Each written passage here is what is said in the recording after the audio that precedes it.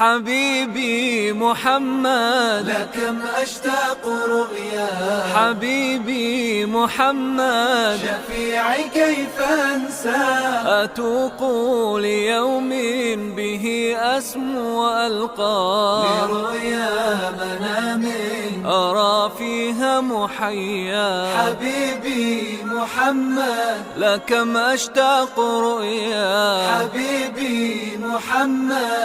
பெண்களே நோட் பண்ணி வைங்க, குர்ஆன்ல உங்களைத்தான் அல்லாஹ் புஷ்ரா என்று சொல்கிறான். குழந்தையாக பெண் குழந்தை வரும்போது, பிறக்கிற குழந்தை பிறக்கிற கரு மறுவாகி குழந்தையாக வெளியே வரும்போது அந்த பெண்ணைத்தான் அல்லாஹ் புஷ்ரா நற்செய்தி என்று சொல்லுகிறான்.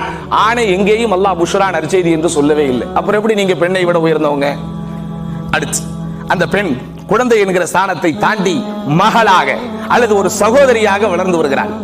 அவளை குறித்து ரசூல் ஸல்லல்லாஹு அலைஹி வஸல்லம் என்ன சொன்னார்கள்?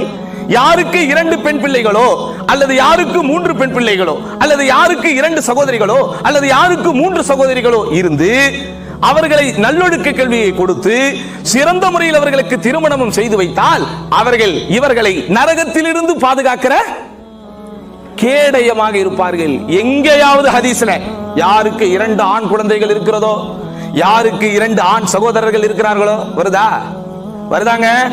அப்புறம் எப்படி நீங்க பெண்களை விட மேல? சரி, அடுத்தவள் மனைவி என்கிற சிறப்பிற்கு வருகிறாள்.